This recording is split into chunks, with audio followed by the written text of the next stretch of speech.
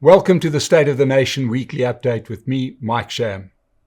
Before we kick off with today's story, I'd like to remind you about the State of the Nation Business Breakfast, which takes place on the 27th of February this month. You can hear from Prince Mashele, Davie Root, that will give you political and economic insights into South Africa and where we're heading. I'll be there. We'll have a lot of people there. It's a great opportunity for you to come meet us, hear it in person, and ask your questions. But let's get on to today's story. And today's story centers around President Cyril Ramaphosa, who doubled down on his very dangerous bet last night at the State of the Nation address. But let's start the story at the beginning. It's been a very tough diplomatic week for South Africa. Quite clearly, Donald Trump and his administration is just not going to let up on the South African government or President Cyril Ramaphosa. We heard from his newly installed Secretary of State, Marco Rubio, that he accused South Africa of anti-Americanism and announced that he wouldn't be attending our G20 meeting in Johannesburg later this month. He repeated Donald Trump's claim that South Africa was expropriating private property. This follows hot on the heels of the statement made by Ted Cruz, who's another member of the Senate Foreign Relations Committee, that South Africa is going out of its way to alienate the US by expelling Taiwan's liaison office from Pretoria. This liaison office was downgraded from an embassy when South Africa caved into China's demands to cut diplomatic relations with Taiwan back in the 90s. And let's not forget Donald Trump's statement on Truth Social. South Africa is confiscating land and treating certain classes of people very badly. A massive human rights violation at a minimum. He reiterated this statement on an interview as he was boarding his plane. He's very serious about it. All of this comes hot on the heels of freezing aid to South Africa and the PEPFAR arrangement, of which South Africa was a major beneficiary of nearly $500 million of US taxpayer-funded assistance for AIDS relief in South Africa. It appears that the US is watching South Africa a lot closer than the ANC ever thought that it would be watched. But this shouldn't surprise anybody, given the number of ex-South Africans that are part of Trump's inner circle. This inner circle includes obviously Elon Musk, as well as tech mogul Peter Thiel, who was born in Namibia, spent time in South Africa, LA Times owner Patrick Soon-Shiong, and Breitbart editor Joel Pollak, who's rumored to become the next American ambassador to South Africa. And there are many others. So how did we get here?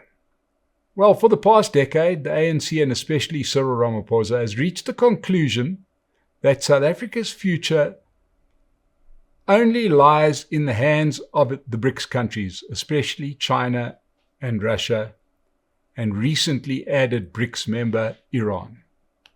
Ramaphosa and his team have similarly decided that the US and Europe are a spent force. I would like to know if this decision was reached in the best interests of South Africa. So let's look at the numbers. China has displaced South Africa as our largest export partner.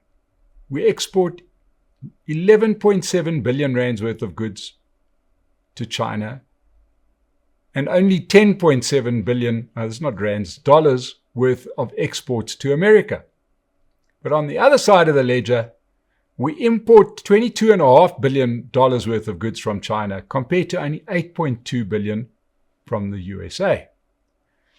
Now, in a country with massive unemployment, this largely tariff-free trade that we do with China has been instrumental in contributing to the deindustrialization of South Africa.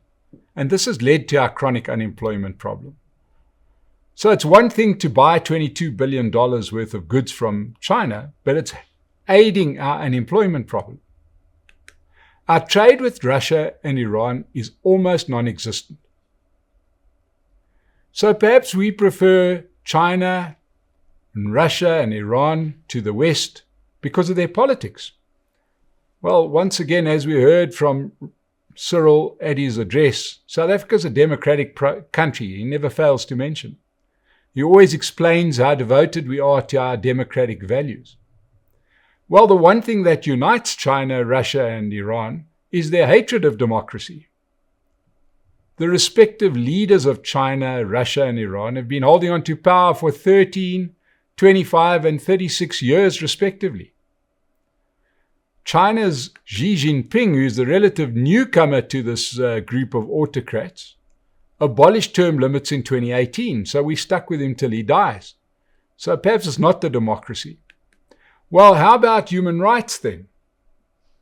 In his State of the Nation address, President Ramaphosa stated that our foreign policy will continue to be guided by human rights. So it must be this love of human rights and civil liberties that turns the ANC on. Well, perhaps we should ask the Uyghurs in China, or the Ukrainians that were invaded by Russia, or just about any woman in Iran, just how much they're enjoying the warm afterglow of life under these regimes. Well, maybe it's the colossal investment that these countries have made in South Africa. Well, let's remember that China excluded South Africa from their Belt and Road Initiative, so they built nothing in South Africa. And they certainly don't subsidize our healthcare industry with programs like PEPFAR. None of the Chinese car manufacturers who have been so aggressive in entering the South African market seem to have opened production plants here, or see us as a gateway to the rest of Africa. Russia and Iran are both war-based economies, set up largely just to serve their military operations. And although both countries have significant oil reserves, they've been sanctioned and therefore struggled to turn that oil into prosperity, which means that neither Russia nor Iran have got any spare cash going around. So what could be a player? Why are we supporting countries that offer us very little in favor of countries that seem to offer us so much? Well, I've got a feeling that it could be the ANC's age-old struggle for money. As we all know, the ANC has always battled to pay its bills. This has led to some public spectacles where the ANC has been sued in public. They couldn't pay for billboards at the previous election, not in 2024, but in 21. And rumors have been swirling around about the origin of their funding for years. But yet we had the money to fund the genocide case laid against Israel at The Hague last year. Now, I'm not arguing the merits or not of this case. I'm arguing about the economics of it. This exercise could not have been cheap. Many sought-after international and South African legal experts were contracted to contribute to the case. Those very same legal experts run thriving legal practices, and they can pick and choose from well-paying clients. Their services are available to the highest bidder, and they are not short of clients. And they sure as hell do not work for free. And then on top of that, we had to fly half of our very well-fed cabinet to the Netherlands. And I doubt that if anybody got onto the plane, they turned right. I'm sure they all turned left. And I doubt that as much as I doubt whether our large South African contingent stayed in a communal Airbnb. It has been rumored, there's been many rumors flying around as to who funded this. It happened just shortly before the 2024 elections, where suddenly the ANC's financial woes were not a thing that even featured. The talk was perhaps Iran was the funder, but I doubt if we're ever really going to know. President Ramaphosa doubled down on his rhetoric at the State of the Nation address. While nobody can be blind to the shortcomings of the West and the old legacy of colonialism, I'm trying to work out what South Africa gets out of this war with America and the West. At the very least, we're going to be condemning a significant number of South African citizens to their death, as the AIDS epidemic is sure to start up again. We're also going to lose a massive export market and probably the AGOA deal, which gives us preferential access to the American economy. It can't be long before sanctions are applied to South Africa, and some of our international vehicle plants, like the ones run by Ford, General Motors, will be shut down, as will the European ones like BMW and Mercedes. The current American obsession with tariffs will no doubt kick in, and I'm not sure if there are replacement markets for our exports. I don't think China would suddenly want to buy more South African stuff. And if they do, I doubt if they'll want to buy our D-Fi ovens.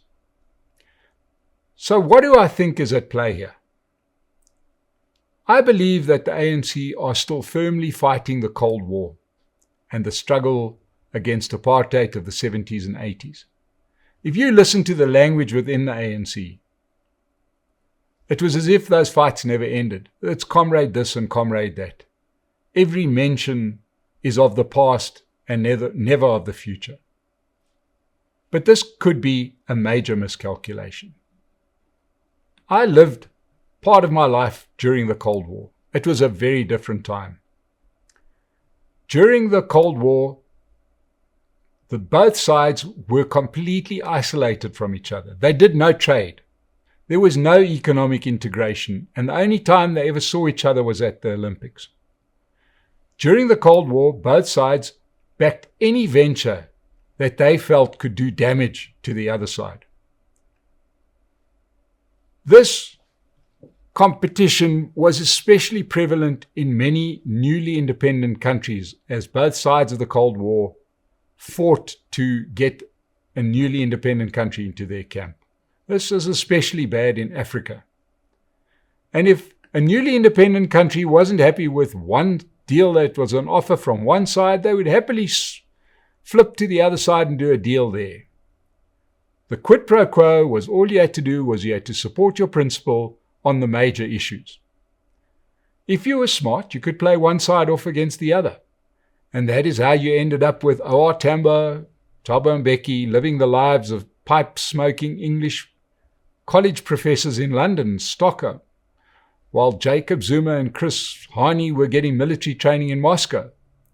It was a world that was easy to understand, and every political or military action that you took pleased someone. The current situation is very, very different. Despite the bluster, China and America are not about to launch a war with each other. In fact, they enjoy a symbiotic relationship in which the one can't really survive without the other. The USA and China are each other's biggest trading partners, despite this current spat.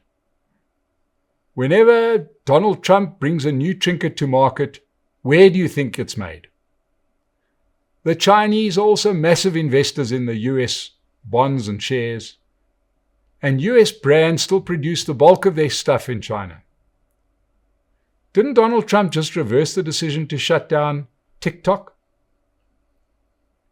The Chinese make the stuff that America needs, and the Americans buy it. China needs those markets. Now that Donald Trump has expelled his manual workforce and sent them back to South and Central America, the US is going to be increasingly dependent on China. I don't see any of those pink-haired American graduates working in a factory assembling microwave ovens or picking fruit under a hot Californian sun. It seems obvious to me that a massive US-China trade deal will be struck soon. If Donald Trump is the great businessman that he says he is, he's more likely to negotiate a trade deal with China than to go to war with them. Similarly, Russia and Iran, their leaders have a problem of their own. In both countries, their well-educated population do not want to die on foreign battlefields. It's only the old leaders that think that people are dying to die for their country. Right? And there's going to be social pressure that isolates these increasingly unpopular dictators. So where will this leave South Africa? President Ramaphosa and the ANC have bet the country's future on the collapse of the USA and Europe. They've made this call that China will declare war militarily or economically on the US. And if it works out this way, South Africa will look like the David that took on the Goliath, the small guy who helped to trip up the giant, leading to its stumble and fall. And we will be rewarded by China, I don't know, backing up a ship full of money here. If it doesn't work that way and China and America patch up their differences, or if it's the Chinese system that actually collapses, we could find ourselves in a difficult situation.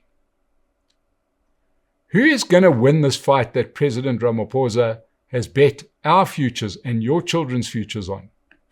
I would say you should bet on the country that allows innovation and has the self-confidence to allow 300 million people to come up with innovative ideas that are tested in open markets, and not just back the ideas that are made by a small inner circle of old men. I would say bet on a country where people are prepared to walk 5,000 miles through jungles and cross rivers to get into, just to have the opportunity to make a life there. I would say, most importantly, bet on the country that South Africa's own politicians' children choose to go to study and to live in. The place that doesn't offer them the advantage of employment or business laws that are so heavily stacked in their favor like they are in South Africa. I would say when we start seeing young people doing all of those things, crossing jungles, rivers, turning down the advantages of a stacked system in their home countries to live in China, Russia, or Iran, you will know that President Ramaphosa and the ANC have made the right bet. Until then, South Africa should be very, very careful about some of the actions that we are busy taking, because we are racking up some very big enemies and it could backfire quite spectacularly. One bet you can make is to go and support Pace Car Rental. They keep us on the air. And keep watching The State of the Nation. Subscribe to the channel if you haven't already, and we'll see you next week on the weekly update.